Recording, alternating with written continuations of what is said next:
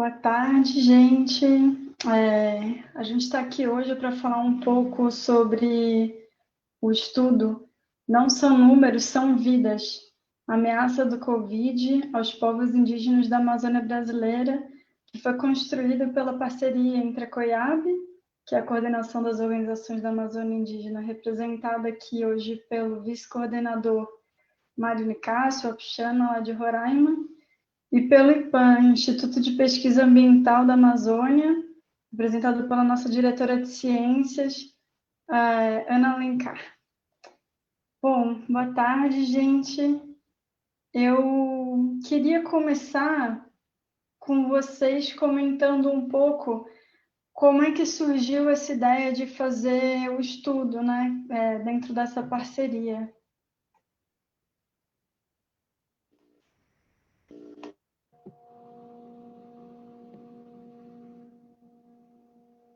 Boa tarde, Marta, boa tarde, Anne, boa tarde a todos que estamos assistindo, né? Mais uma semana de lutas aqui na Amazônia. E, como já foi apresentado, sou Mário Nicásio, atualmente vice-coordenador da COIAB, sou da terra indígena Manuapium e atualmente estou em isolamento na cidade de Boa Vista, que é a capital de Roraima, que é na fronteira com Guiana e Brasil. E, enfim, nós estamos nesse momento no enfrentamento do Covid-19, ou coronavírus, né, junto aos nossos territórios, junto aos povos indígenas também, porque tem povos que não vivem dentro de aldeia, dentro de terrenos indígenas, mas vivem em contexto urbano e outras áreas rurais, que também nos faz também esse contato junto com eles. E que aqui na Amazônia, como é de abrangência em 9 estados da Amazônia, que é um trabalho da COIAB, desde Roraima, Amazonas, vai até Acre, Amapá, Mato Grosso, Pará, Maranhão, Rondônia e Tocantins, e abre esse trabalho de enfrentamento em conjunto com as lideranças, organizações indígenas, parceiros, tanto indigenistas, ambientalistas e, enfim, todos os parceiros que estão juntos nessa luta.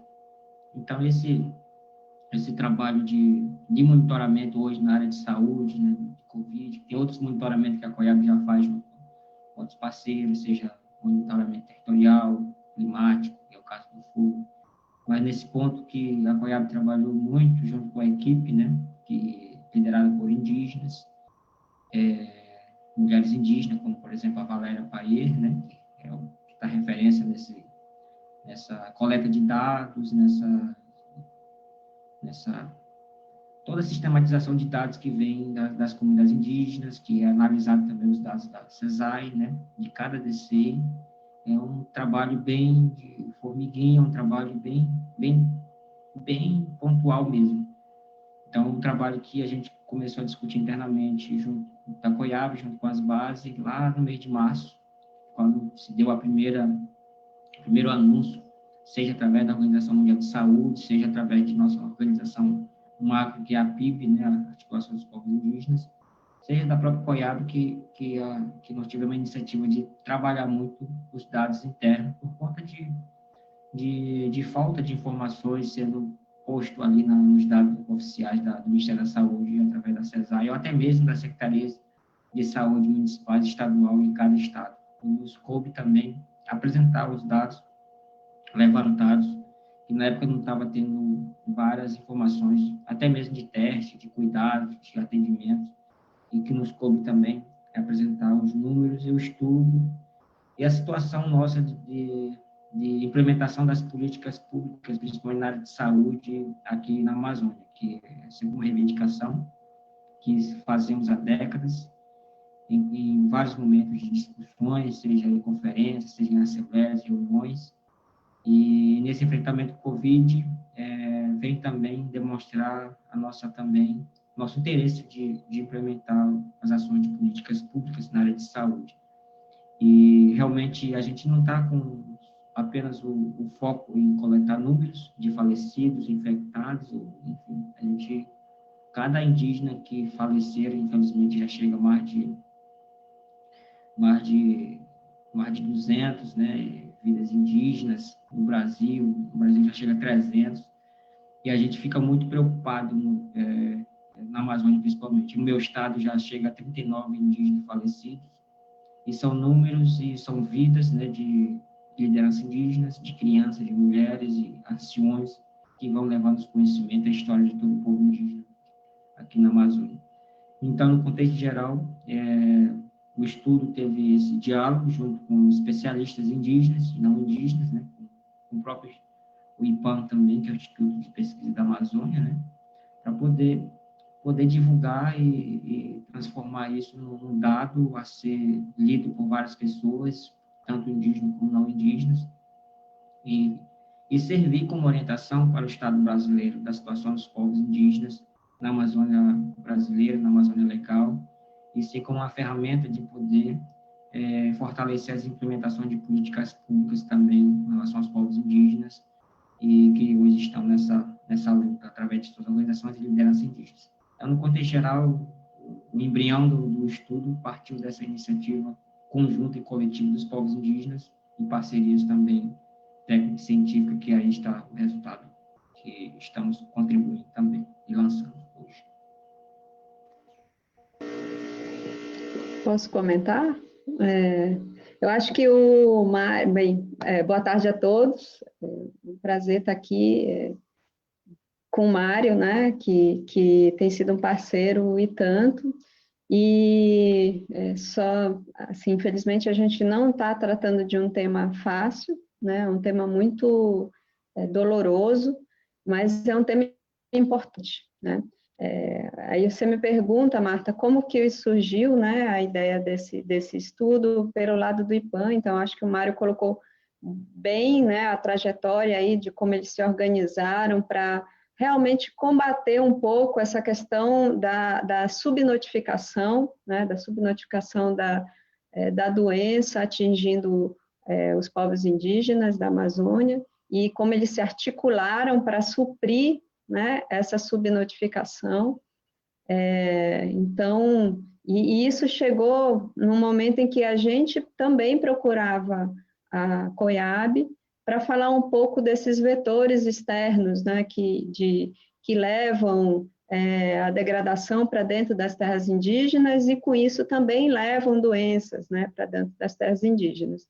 Então, nós conversando bastante com o Mário, com a Valéria, né, e outros integrantes da COIAB, a gente decidiu realmente que seria interessante juntar essas duas coisas, essas duas vertentes, né, essas duas iniciativas, e colocar em um relatório para poder dar uma visibilidade maior, né, para o fato de que indígenas estão morrendo a uma taxa muito mais elevada do que as taxas do Brasil, né? E mostrar claramente como essa doença está impactando de forma diferente, né, os diversos povos, e atingindo aqueles que são mais vulneráveis, inclusive do ponto de vista imunológico.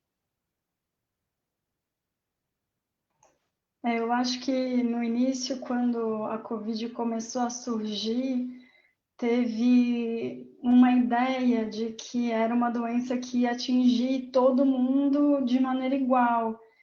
Mas eu queria que vocês comentassem um pouquinho os principais resultados do estudo, porque parece que isso não é exatamente verdade, né? Que os indígenas eles estão sendo muito mais afetados do que os não indígenas. Aí, se vocês pudessem comentar um pouquinho.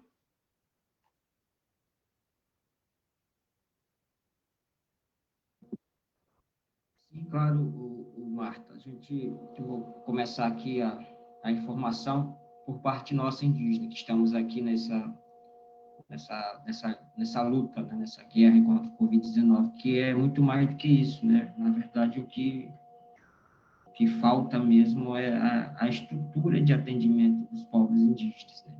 A gente discutia mais cedo, porque sempre colocavam a gente como os indígenas com imunidade baixa. E cada situação, enfim, é o conceito que sempre colocavam para a gente, né? Mas a imunidade baixa depende muito da situação de cada povo. Por exemplo, o indígena que não tem território, é lógico que não vai ter imunidade, né? Porque não tem território para colher seu alimento, e pesca, caça, né? Já é um dos fatores dos territórios mesmo.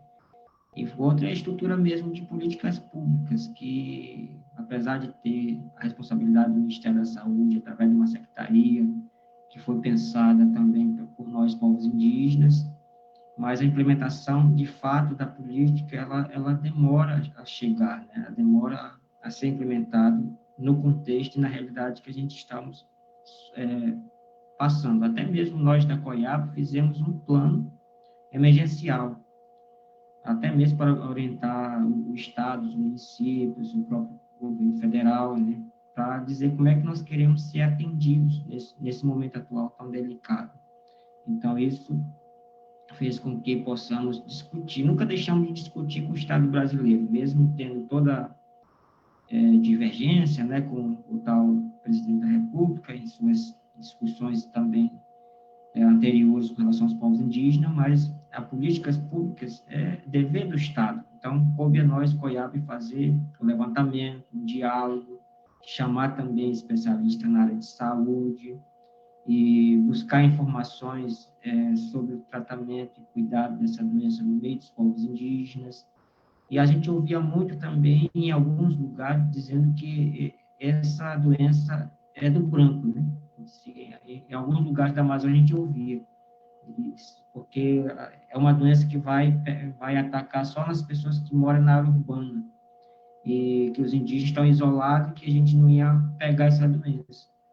Mas a gente nunca confiou nesse conceito, nesse relato que estava sendo propagado aqui na Amazônia, porque hoje são mais de 5 mil indígenas contaminados, e hoje são mais de 293 indígenas falecidos. Então, não é uma doença só de branco, é uma doença de todo mundo. Então, isso a gente sempre colocou bem claro, que não adianta a gente ficar também achando que o indígena que só vai 15 dias de barco para chegar na aldeia não vai pegar esse coronavírus. Ele vai, de uma forma ou de outra, vai, porque aí tem outros tipos de invasões e vai ter que ser atendido em locais de hospital, de posto de saúde, e vai ter que sair da aldeia para poder tratar os tipos de doenças que não tem só Covid, né? Tem outro tipo de doença também, malária ainda tem muita malária, tem outro tipo de acidente que a gente sempre sofre na Amazônia, que para quem conhece a Amazônia, mas tem uma realidade diferente, e a realidade de cada povo depende muito da sua aproximação com áreas urbanas, ou áreas rurais mesmo.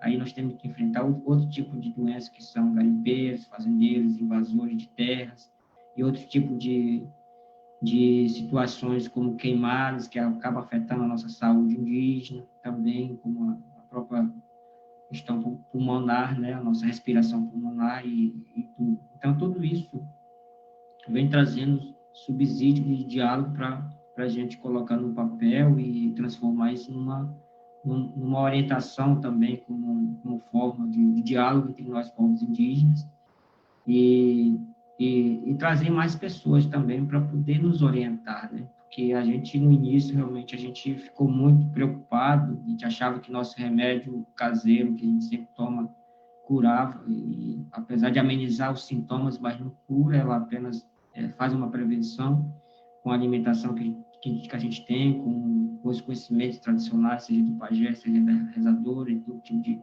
informações, que ajuda, mas não cura. Mas isso tem possibilitado essa forma de proteção e de prevenção, e até no combate dos sintomas que a gente vai enfrentando, seja na tosse, seja na febre, porque a gente não vai esperar, não está esperando muito chegar o atendimento que aí se coloca em muitos casos. Então, nesse relato geral, eu apresento para vocês a nossa realidade da Amazônia, que são 180 povos indígenas, 160 línguas, né, diferentes, além do português, sabe?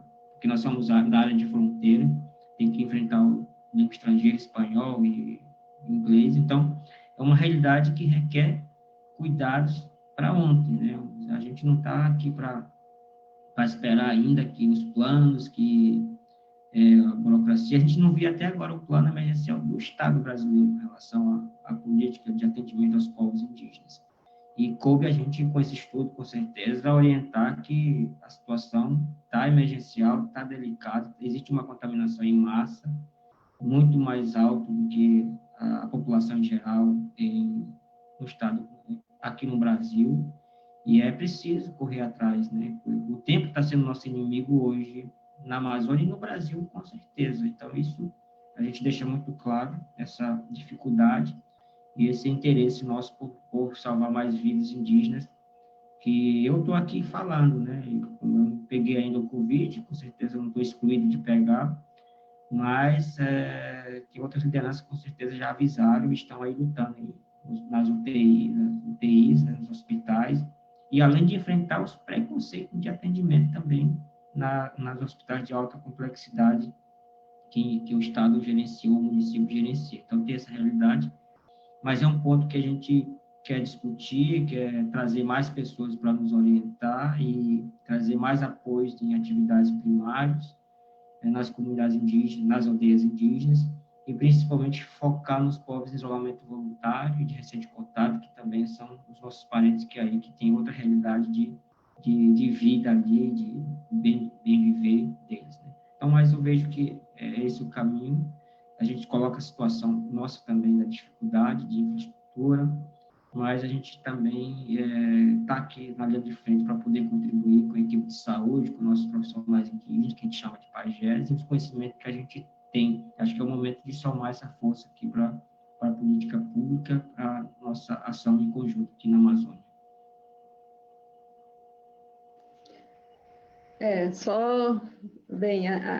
Adicionando um pouco ao que o Mário falou, né? Ele coloca muito bem a situação dos povos indígenas em relação à doença, e eu acho que o relatório, né, o que nosso estudo traz, ele realmente escancara esses números, né, sobre, principalmente, a taxa de letalidade, né, a taxa de incidência da doença sobre os povos indígenas, quais as regiões, né, aonde essa taxa ela é maior.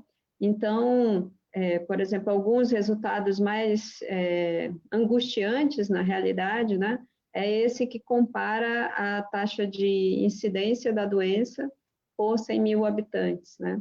E mostra que para os povos indígenas é 150 vezes maior do que em relação ao Brasil, né?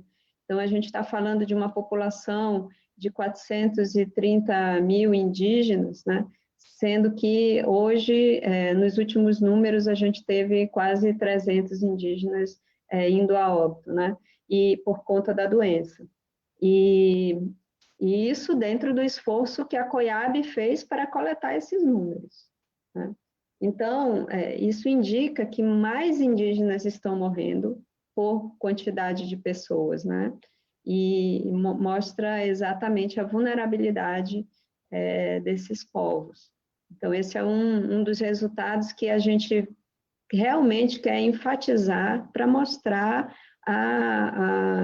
o quão importante é a gente tratar desse assunto dentro do aspecto das coisas que o Mário colocou, né? E que realmente da necessidade de ter um apoio, né, para a saúde indígena, que passa por vários elementos, inclusive o que ele falou, que é o próprio preconceito, né, de um indígena ser tratado em grandes hospitais, etc. Então, esse é um dos resultados. O outro resultado, né, que é bem impactante, é a subnotificação em si, né? Então, quando a gente pega a média dos dados, por exemplo, da CESAI, né, que é a Secretaria de Saúde Indígena, a gente vê uma subnotificação em relação ao que foi feito pela COIAB de até 64% a mais, ou seja, assim, tipo, a COIAB conseguiu capturar, né, a notificação, número de casos que é 64% a mais do que a CESAI, e em termos de morte é quase 2 vezes a mais, né? Então, isso demonstra, primeiro, que sim, eles, como o Mário bem colocou, né, eles se articularam desde cedo, não, nós precisamos entender a gente precisa fazer um diagnóstico preciso de como essa doença está se alastrando, eles se organizaram, né, e começaram a coletar essa informação, que tem sido fundamental, eu acho, Mário, realmente para vocês fazerem esse enfrentamento, né, e aí a gente veio apoiar, juntar com essas informações dos vetores externos, né, então, que seriam esses vetores externos que podem trazer a doença, né? Como o Mário citou alguns, né?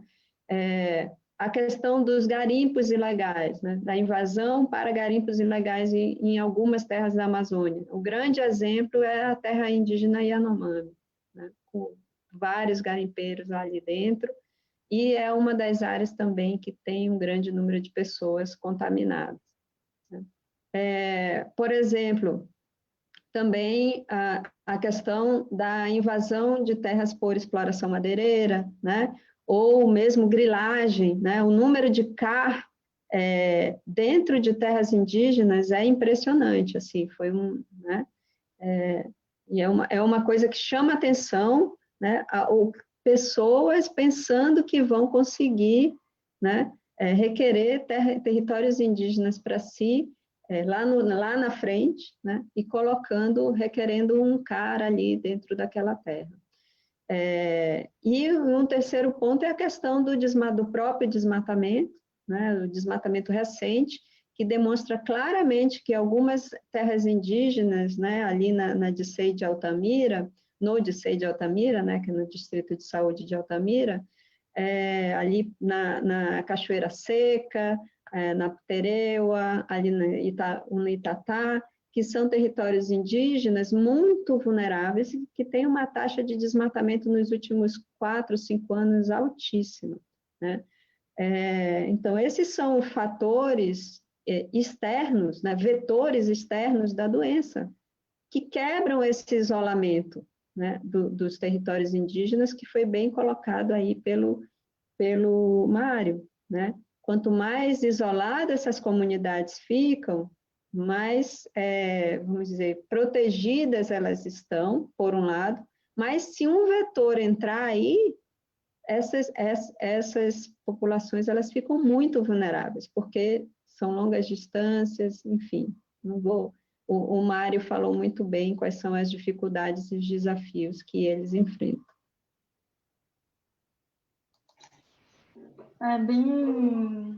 É bem sensível isso da questão territorial, Mário, e você falou, e agora a Anne trouxe um pouco, né, esses vetores de contaminação, e eu queria que você falasse um pouquinho mais, Mário, dessa conexão entre a garantia do território, né, um território saudável que vai ter um povo saudável. Eu queria que você falasse um pouquinho mais.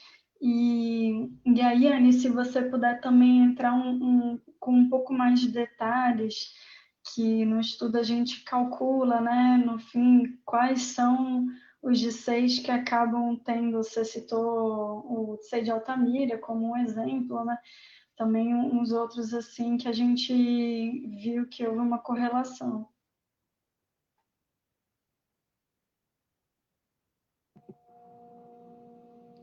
Ok, Marta.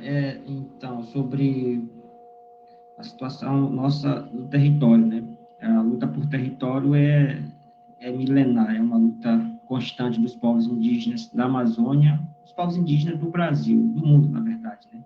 Sem território não temos vida, na verdade, porque o território, tudo que tem no território é a nossa alma que está ali, né? Nosso espírito tem uma ligação muito forte para poder garantir a nossa vida e toda a nossa vida cultural, social, econômica, enfim, produtiva.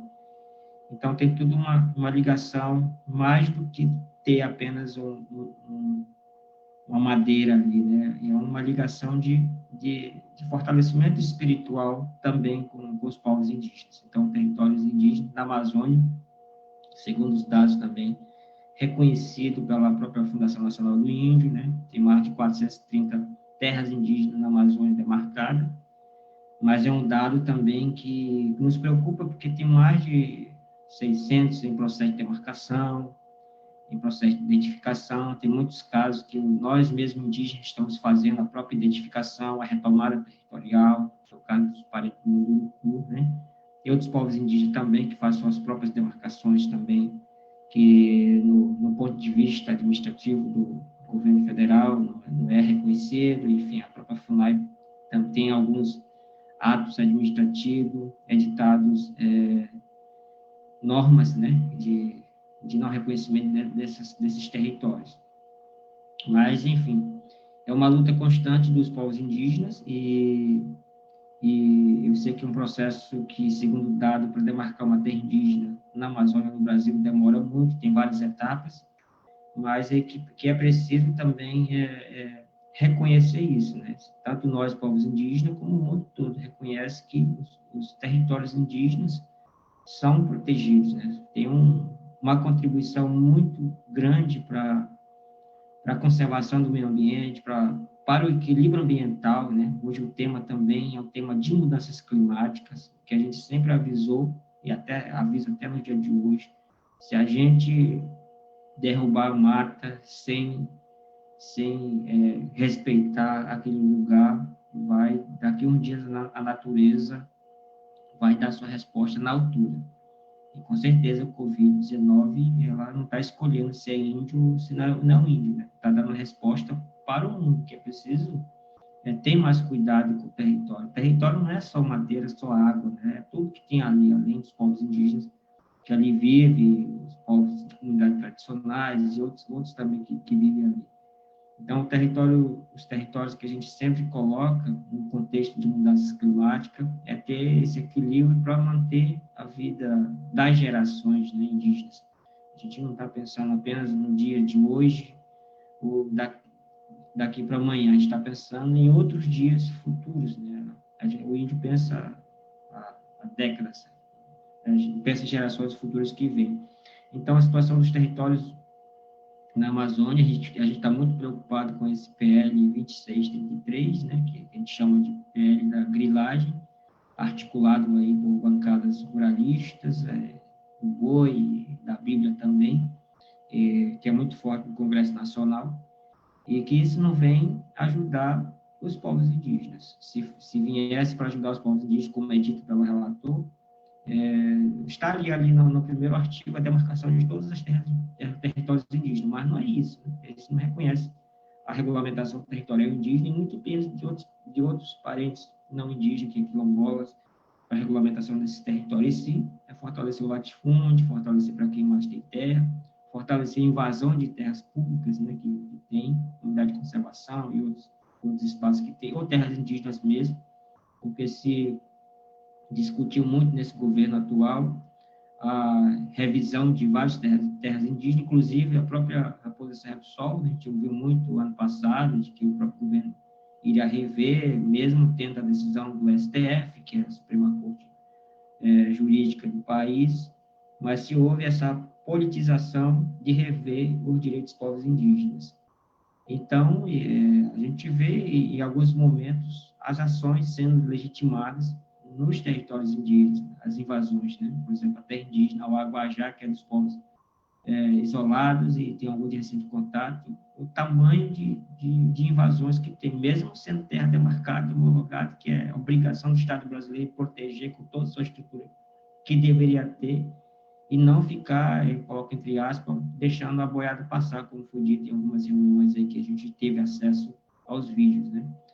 E eu vejo que a legalização de cumprir a lei no país, ela tem que funcionar e não mais criar mais emendas que está sendo articulado de uma forma intransparente para nós, povos indígenas, e para a sociedade. Então, tem esses territórios, né, muito fortes sendo invadidos, e tem a terra indígena Caricuna também, muito forte invadida. Além disso, nós, liderança indígena, somos ameaçados de mortes lá nas aldeias, na linha de frente. Além de se proteger contra o coronavírus, a gente tem que também se proteger para não morrer. Além do coronavírus, ou levar morte, balas, enfim. Então, tem todas essas denúncias que a gente procura também anunciar e avisar aqui também para o mundo, que o estudo também traz isso, essa falta de garantia de proteção dos direitos dos povos indígenas, não só no território, mas o próprio povo indígena que está ali, né?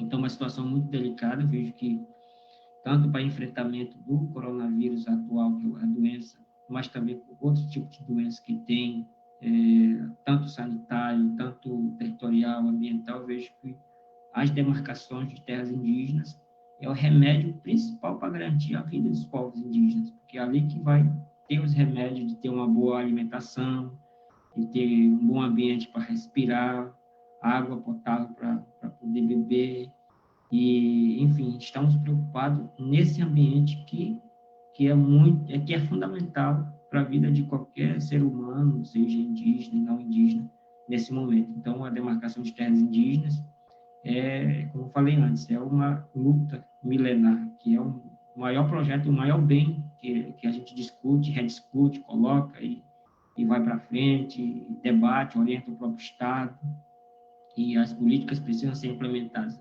E para isso, até relembro aqui, Marta e Anne, aos demais que estão aí, em 2012, nós, povos indígenas, apresentamos para os governos anteriores, na Política Nacional de Gestão Territorial e Ambiental, que é para implementar as ações na área cultural, econômica, e para poder ajudar os povos indígenas, que até no momento não está sendo implementado. Até mesmo o recurso de cooperação internacional entre países, o Fundo Amazônia foi extinto. Na época tinha uma gestão, comitê gestor da própria política PENGAD, administrado pela FUNAI, está parado no momento, né? Então, e a gente tinha um comitê indígena de mudança climática, que era justamente para discutir o financiamento para o enfrentamento também das mudanças climáticas, porque é muita chuva, é muita queimada, é muita seca e que acaba fortalecendo as queimadas. Então, tem todo o contexto geral dos territórios indígenas, como eu falei, que tem uma ligação forte com a nossa espiritualidade, a nossa alma, e cada liderança que luta, aí eu cito tanto Paulinho Caipó, o Junito Makushi, que foi um dos que lutou aqui pela Reposição do Sol, e professores também que já faleceram, crianças, e de vários estados que levam conhecimento, principalmente pela luta territorial, né? Sempre eles colocavam para a gente, que eu sou uma liderança da geração nova, dizendo que primeiro nós temos que ter território para depois discutir o que nós vamos ser atendido e implementar nos territórios. É o caso desse nome bonito que chama de políticas públicas, né? Saúde, educação, economia e outros que tem. Então, o território para nós é um patrimônio fundamental. O Estado brasileiro precisa implementar as ações de segurança, de proteção dos territórios e garantir o bem viver também de todos nós, povos indígenas, principalmente falando também daqueles que estão ali, né? E os territórios também que não são reconhecidos no ato político, mas são dos povos também em isolamento voluntário, que muitas vezes se fala pouco sobre eles, mas sobre os povos também da área urbana, né? Muita gente chama a área de periferia, não vejo isso como periferia, é um contexto que ali toda a sociedade tem que enfrentar, mas é importante dar essa visibilidade para a luta diária que estão enfrentando também, nós estamos enfrentando nesse momento do Covid-19, né? E agora, mais recente, com os parentes que vêm de outros países, né? Como o Brasil está sendo foco, os Guará, outros povos indígenas, que são de fronteira, mas cabe a todos nós também abraçar a causa indígena, como a gente sempre fala, a causa indígena, assim como o território não tem fronteira, e a gente cabe, de acordo com a realidade, também atender. E no estudo também coloca essa informação, né, sobre o território, o valor territorial para os povos indígenas, no enfrentamento do coronavírus, no sentido de garantir essa proteção. Por exemplo, se hoje os povos indígenas não tivessem nenhuma terra demarcada, eu vejo que não existiria mais indígenas aqui no Brasil, né? Então, a garantia dos 430 terras indígenas, outros que estão aí na luta territorial, e está dando essa visibilidade, esse trabalho de ser atendido na nossa forma, de acordo com a lei, de acordo com o artigo 231, 232, Convenção 69 da OIT, e todo tipo de realidade conquistada por nós para ser implementada. O que nós queremos hoje é que sejam implementados. O que tem que ser articulado cabe ao diálogo entre nós, povos indígenas, junto com o Estado, junto com outras entidades de nível internacional que estamos dialogando.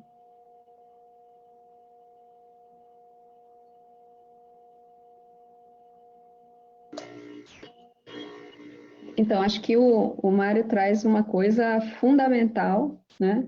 Que é a questão da casa, a casa indígena, né? Que é o território. Então, e isso se conecta diretamente com a doença, né? Hoje, todos nós estamos tendo que ficar em casa, né? Isolados em casa, para poder se precaver da doença, né? Para não ser contaminado.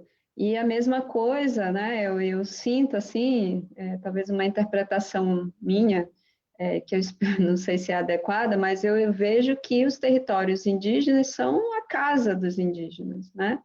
E é importante que essa casa seja preservada. E eu acho que o Mário colocou todo o sentimento dele e dos povos também, né, em relação à importância da integridade do território indígena, né, como parte da vida deles, né, e da saúde deles. Então, nesse sentido, esse projeto de lei, por exemplo, tem um projeto de lei agora no Mato Grosso, né, na Assembleia do Mato Grosso, que visa aceitar a CAR dentro de terra indígena. Gente, território indígena é território indígena, né? Então, não dá para ter CAR dentro de território indígena, né?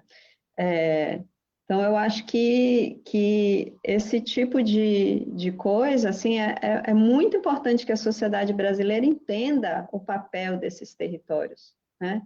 E o papel desses territórios não somente para o modo de vida indígena, que culturalmente tem um valor, não dá nem para contabilizar, né? Mas também para o modo de vida de quem vive em outros lugares, né? Quem vive nas cidades, quem vive... Grande parte, hoje a gente tem uma grande parte da Amazônia, né, em territórios indígenas, né? E esses grandes pedaços, né, de floresta protegido por essa população tem um papel, prestam um serviço ecossistêmico muito importante, né? Na geração de água, por exemplo, na questão de um ar mais puro, né? Num conforto térmico. Então, é fundamental, é uma questão de, não somente para os povos, mas também para aqueles que não são indígenas, né? Então, eu acho que essa questão do território casa é super importante. A gente realmente, como sociedade, nós temos que fazer o possível para que todas as nossas casas sejam, vamos dizer, íntegras, né? E no caso dos territórios indígenas também. E isso, como ele falou, é fundamental para o combate à doença também, né?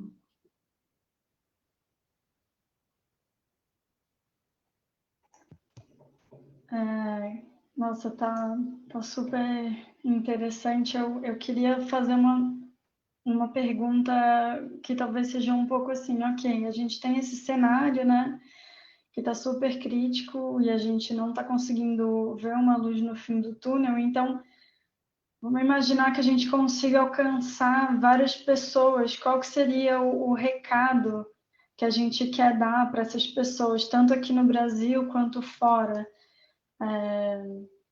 Se você puder começar, Mário, falando um pouquinho, e depois a Anne. Pois é, obrigado, Marta, e a todos que estão presentes, né? O recado que, como o título do estudo já apresenta, né? Que nós, indígenas, também queremos viver, né? É isso que é o recado que a gente dá para o mundo, e porque não está aqui no Brasil, nos chama de minorias, enfim, mas eu vejo que os povos indígenas, numericamente, tanto apresentado pelo IBGE, pelos órgãos federais, colocam a gente como minorias. Mas a gente nunca se sentiu minorias, porque nós temos vidas, temos culturas, né? Temos várias identidades que precisam ser preservadas, precisam ser respeitadas, não só em parte, né? Mas em toda a sua totalidade. O indígena ou o indígena até mesmo, ele apenas individualiza, né? Ou o Wapixana, ou o Macuxi, ou o Ticuna, são vários povos indígenas. No Brasil são 305, na Amazônia são 180, né? E de várias línguas. Eu vejo que nesse momento tão difícil e delicado, né? Que eu trago aqui as vozes indígenas que poderiam estar também relatando nesse momento, nesse meio de comunicação, e todos nós lutamos pelas vidas. Então, para isso, a gente também está na linha de frente, sabendo que hoje eu posso estar falando, mas amanhã não. Não, para isso, a gente sempre, com esse momento triste, que a gente também tem que ser forte, né? Porque perder uma liderança conhecida ou de qualquer território é você também tirar um pouco do conhecimento, um pedaço do conhecimento de cada território. Então, o recado fundamental é isso, para a sociedade em geral, para as entidades, né?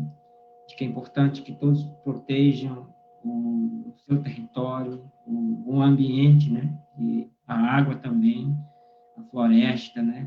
Todo tipo de floresta, seja savana, seja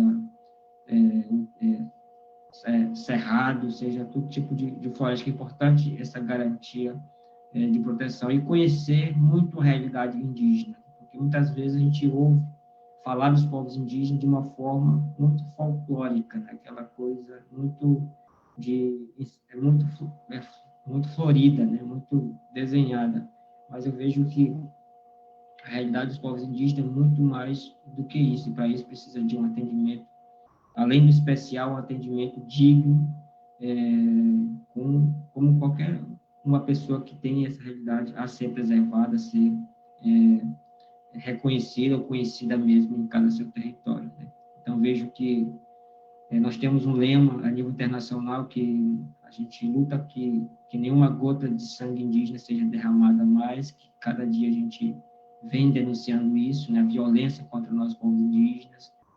E esse Covid-19 vem desmascarar muitas violências que a gente vem sofrendo, né, no atendimento, e seja na exclusão mesmo do atendimento, seja, enfim, de todo tipo de exclusões que a gente vem resistindo. Então, essa resistência que há 520 anos estamos aí clamando, né, por justiça social, clamando por várias políticas que a gente vem enfrentando. Até nós, jovens liderança indígena como eu, a gente vem estudando também como é que está sendo essa nossa resistência, que tipo de estratégia vamos utilizar. Será se vai ser só apenas o papel e a caneta, né, que hoje a maioria dos jovens indígenas estão utilizando, ou continuar forte com o trabalho de espiritualidade, o contato com a natureza, o conhecimento que nós temos, ou juntar todos esses para poder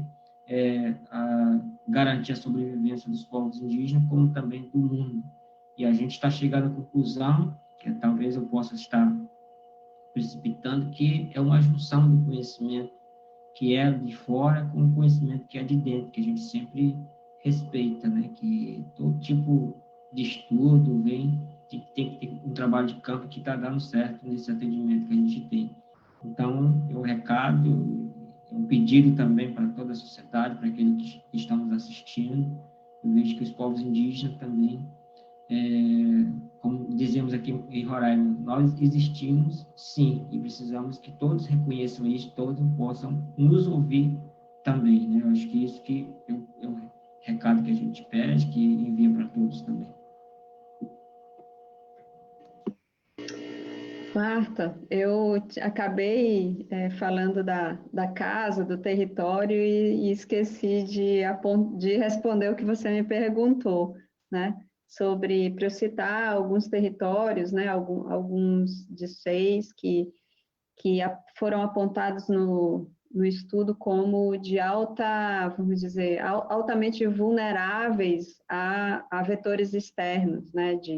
Como garimpos então, no caso dos garimpos, assim, alguns de 6 se destacaram, entre eles o Yanomami, né, a Raposa Serra do Sol, da Raposa Serra do Sol, e dos Caiapó do Mato Grosso.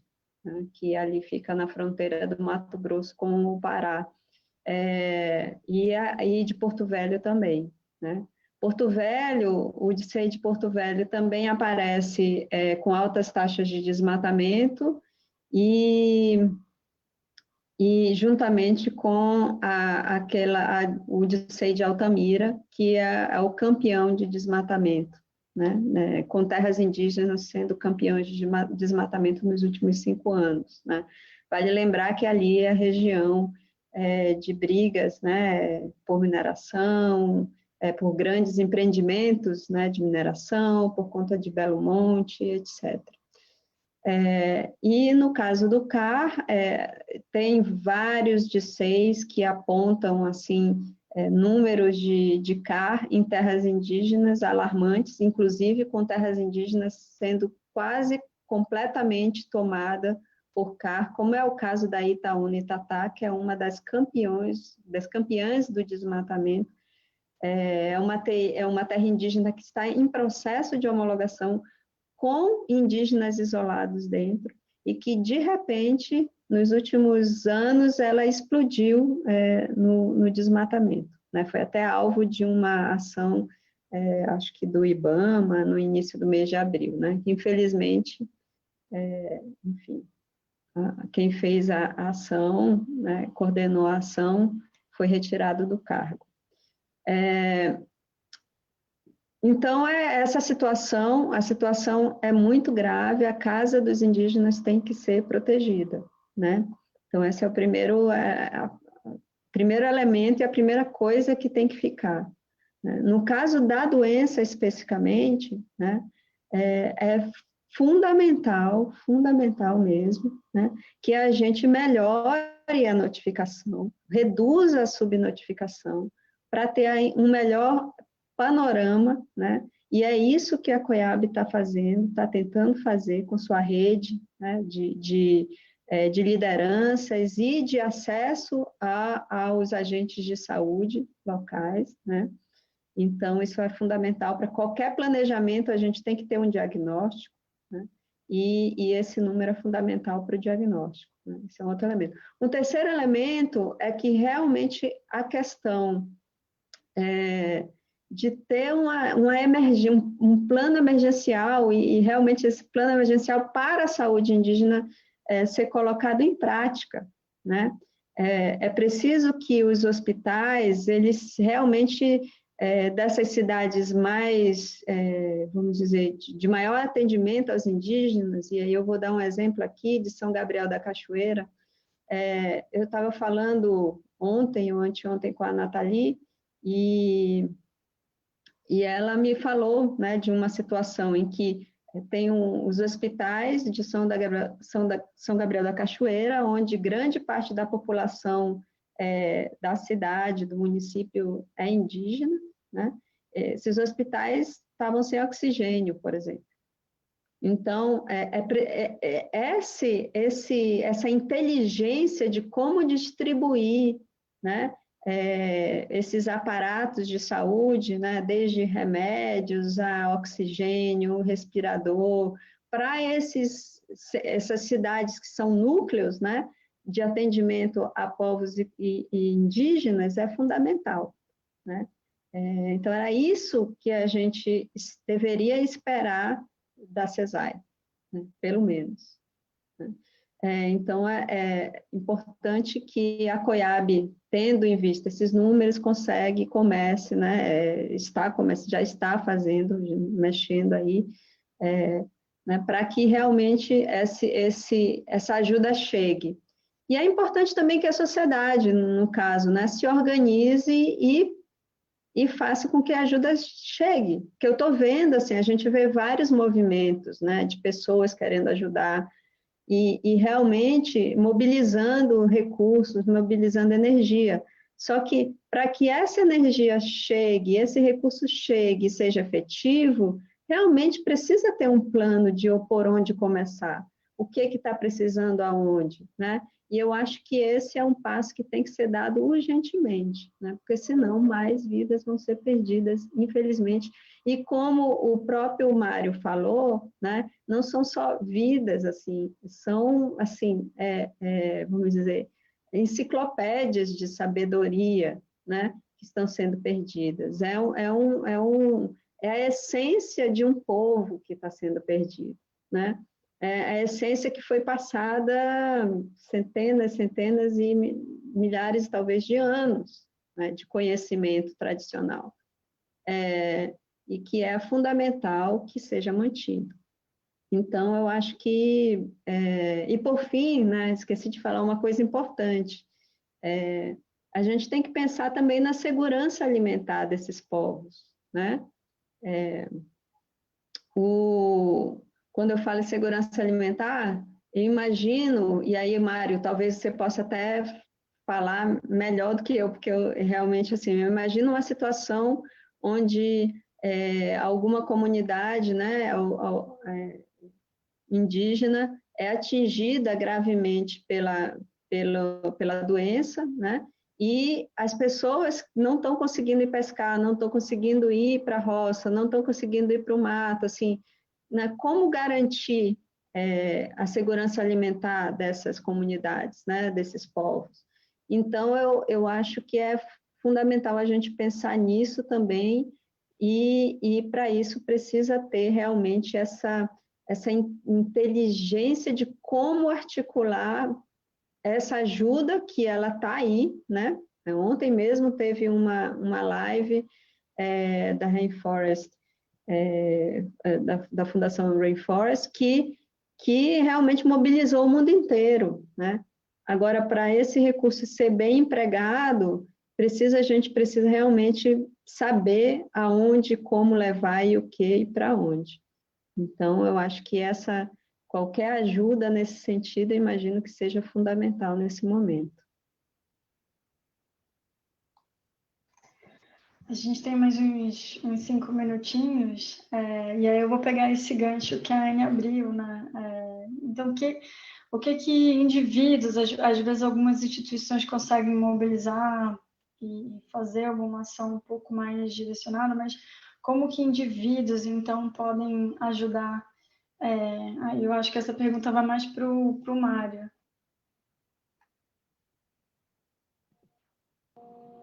Enfim, realmente, a contribuição de todos, né, não só de organizações, entidades grandes, enfim, mas a quantidade também de contribuição de pessoas físicas, voluntários, seja por serviço, orientações ou materiais mesmo, equipamentos na área de saúde, é importante para os povos indígenas hoje na Amazônia brasileira, né?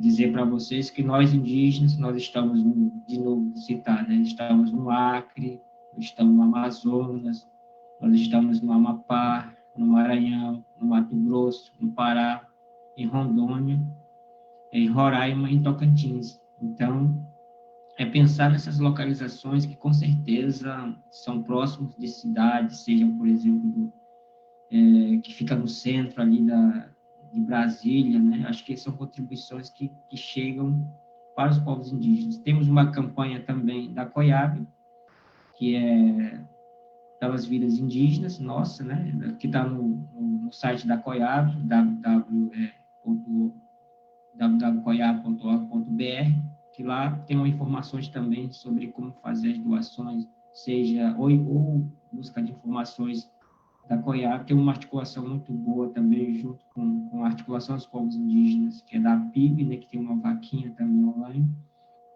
que é uma contribuição que chega para as comunidades indígenas, e tem uma rede de campanhas com médicos, né, em São Paulo, que são médicos voluntários, que arrecadam também, são doutores chamados Doutores da Amazônia, arrecadam materiais e, no esforço conjunto, tentam enviar materiais para cuidado de saúde, seja para garantia de segurança alimentar, como a Anne colocou, né, para trabalhar na roça, e seja com enxados, terçados que chegam nas comunidades indígenas, ou seja material de pesca também que chega, né, as comunidades indígenas, porque a maioria dos indígenas estão isolados e a gente acaba ficando ali na aldeia ou na comunidade. Então, esses materiais servem muito para ajudar, além da cesta básica, que contribui também com alguma alimentação, porque tem alguns territórios que não têm muito recurso natural, como água, pesca, que foi um fruto também das heranças das demarcações mal feitas no passado,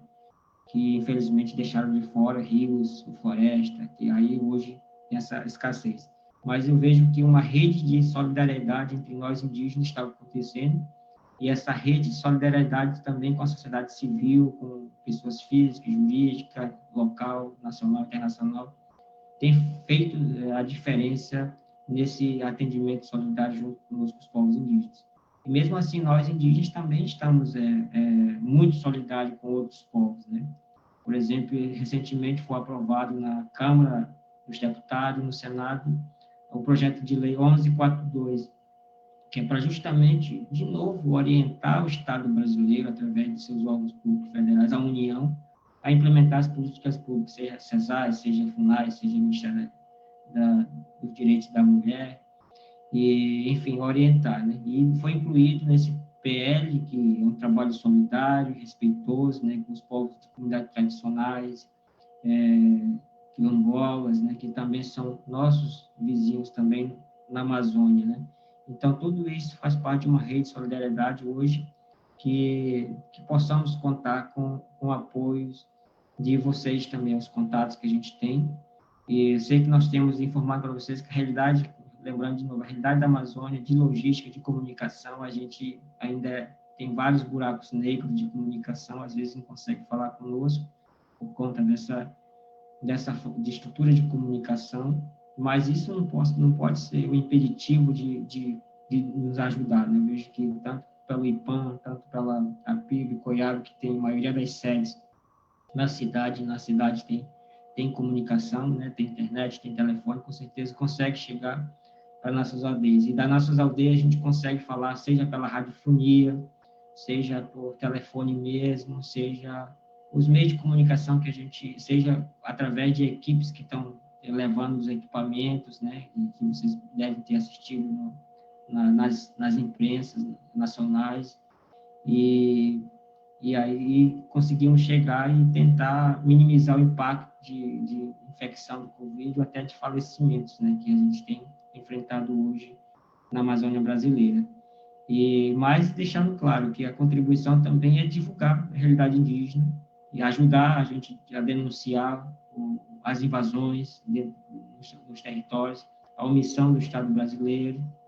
Em vez de cada ajuda desse jeito possa chegar ao Ministério Público Federal, à Justiça Brasileira ou à Corte Interamericana, eu vejo que o Estado, também o governo, né, que na verdade o Brasil é de todos nós, né, brasileiros, os governos têm que respeitar a realidade dos povos indígenas, e para isso cabe a cada um de nós ser solidário, seja em salvar vidas, seja não permitir que o governo possa violar as nossas vidas, os direitos nós que estamos aqui conquistados.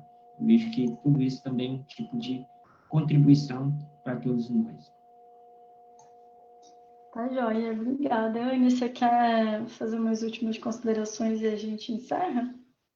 Eu gostaria só de agradecer, né? Agradecer a confiança da COIAB e a parceria, e realmente dizer que nós estamos juntos aí, e sempre apostos para o que for necessário, que vocês precisarem, né? E estou muito feliz que a gente conseguiu fazer preparar esse relatório em tempo recorde, né? Mas sabendo da importância desse tema, né? Então, e que sabendo também da relevância desses números e que esses números precisam aparecer. Então, eu já convoco todas as pessoas que estão vendo essa live, né, para compartilharem e realmente vamos colocar isso para todo mundo, né? Todo mundo precisa saber que os povos indígenas estão passando estão muito vulneráveis, né? E precisam de apoio. Então é isso, para quem quiser ter acesso ao estudo na íntegra, tanto no site da COIAB quanto no site do IPAM, vocês conseguem acessar lá e ver com mais detalhes tudo isso que a gente conversou mais cedo. Obrigada, Mário. Obrigada, Anne. Obrigada, pessoal que está assistindo. E é isso. Grande abraço.